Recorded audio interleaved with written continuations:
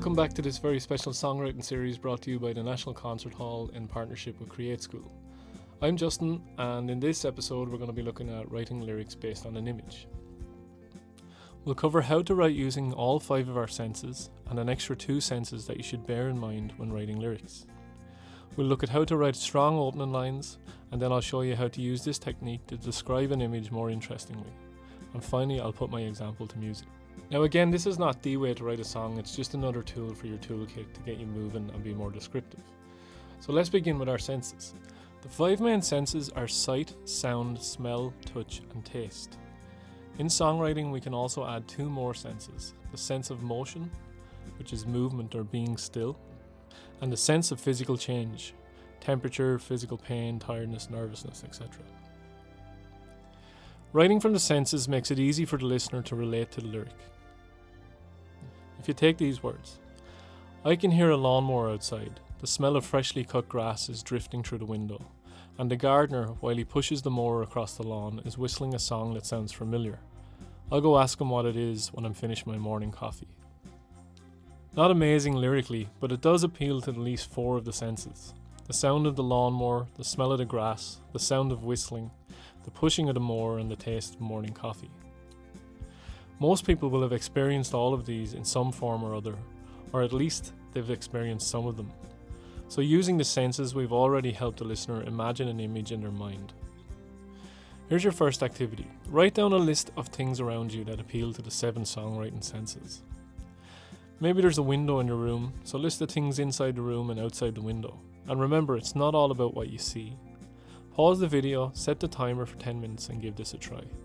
If you're not comfortable using a timer, that's fine. Just take your time.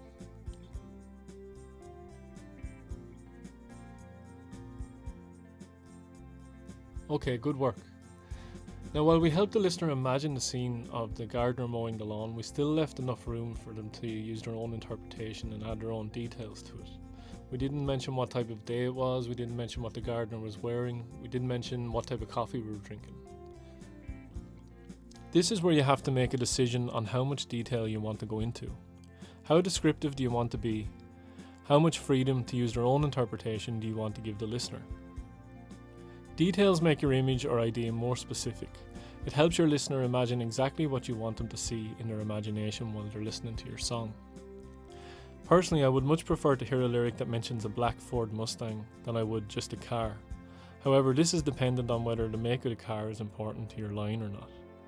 So do use detail, it forces the listener to imagine exactly the image you want to create. Unfortunately, I've never driven a black Ford Mustang, but I know what one looks like, and if I didn't know what it looked like, I could always search online to help me understand what the lyric was trying to convey. Here's your second activity. Let's look at this image. Start using your senses to describe it. Start with what you see and then move on to what you think it sounds like, feels like, smells like, etc. This time though, go into as much detail as you can describing the scene. At the top of the page, write your 7 songwriting senses and describe this picture using all of them. Pause the video, set your timer for 10 minutes and do that now.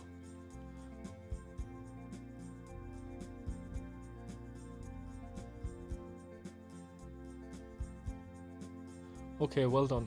How'd you do? Hopefully you felt that picture rather than just seeing it. So now we can go on and write some lyrics. Once you're comfortable with using an image to spark some descriptions, you can start putting some lyrics together. Taking that image of the firefighters, how would your song start? What would the opening lines be? Every great song has a strong opening line or lines, something to draw you into the mood or a setting. And there are a few ways you can do this.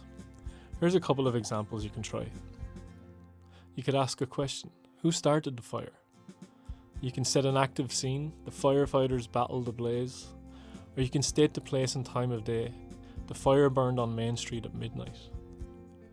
However, it's a lot more interesting if you use your senses in the opening lines. So something like this. Can you hear the crackle of the flames on Main Street? Can you see the firefighters battling the blaze? Can you smell the smoke in the midnight air?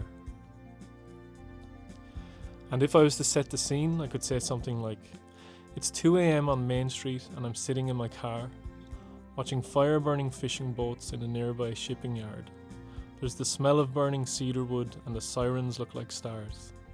I'm leaving town tonight with an aching in my heart. In the first line, I told the time of day and the place that I'm sitting. In the second line, I'm appealing to the sense of sight and explaining what I see. In the third line, I'm referring to the senses of smell and sight. My knowledge of boat building was very limited, so I had to look up the kind of wood that was used to build boats, which is okay. And in the final line, I state emotion and refer to a general overall feeling. Let's see how this sounds set to music.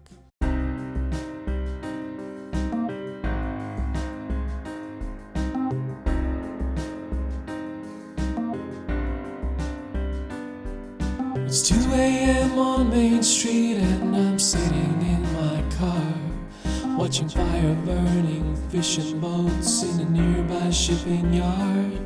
There's the smell of burning cedar wood and the sirens look like stars. I'm leaving town tonight with an aching in my heart.